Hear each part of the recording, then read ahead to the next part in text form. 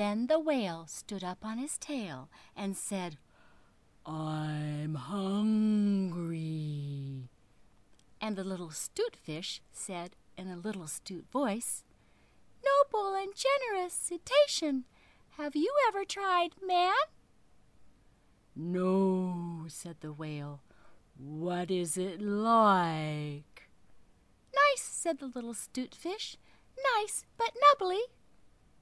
"Then fetch me a dozen," said the whale. And he made the sea froth up with his tail. "One at a time is enough," said the 'stute fish. "If you swim to latitude 4142, longitude 3637, that is magic. You will find sitting on a raft in the middle of the sea, with nothing on but a pair of blue canvas breeches, a pair of suspenders. You must not forget the suspenders. And a jackknife, one shipwrecked mariner, who, it is only fair to tell you, is a man of infinite resource and sagacity." So the whale swam and swam to latitude 4142, longitude 3637, as fast as he could swim, and on a raft in the middle of the sea, with nothing to wear except a pair of blue canvas breeches, a pair of suspenders. You must particularly remember the suspenders. And a jackknife, he found one single solitary shipwrecked mariner trailing his toes in the water.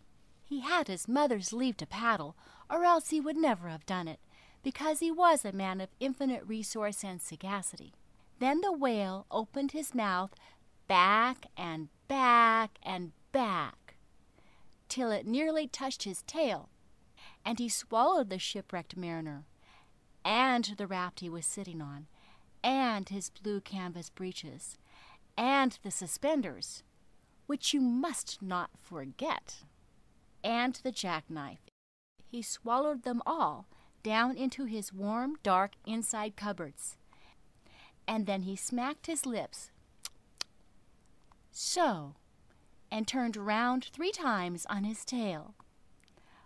But as soon as the mariner, who was a man of infinite resource and sagacity, found himself in the whale's warm, dark inside cupboards, he hopped and he jumped and he thumped and he bumped and he pranced and he danced and he banged and he clanged and he leaped and he creeped and he prowled and he howled and he cried and he sighed and he crawled and he bawled and he danced hornpipes where he shouldn't.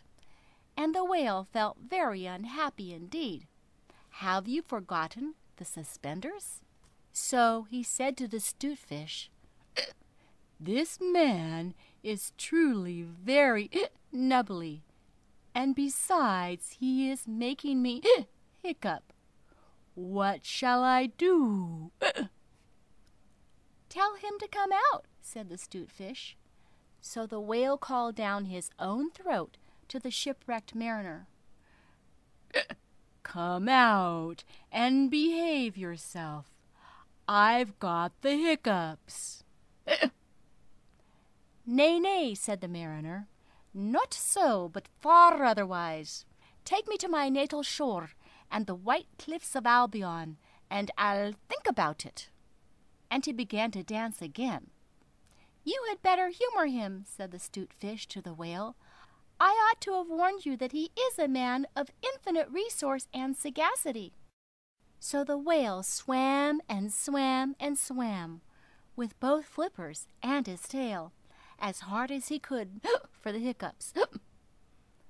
And at last he saw the mariner's natal shore and the white cliffs of Albion, and he rushed halfway up the beach and opened his mouth wide and wide and wide, and said, "Change here for Winchester, Ashuelot, Nashua, Keene, and stations on the Fitchburg Road."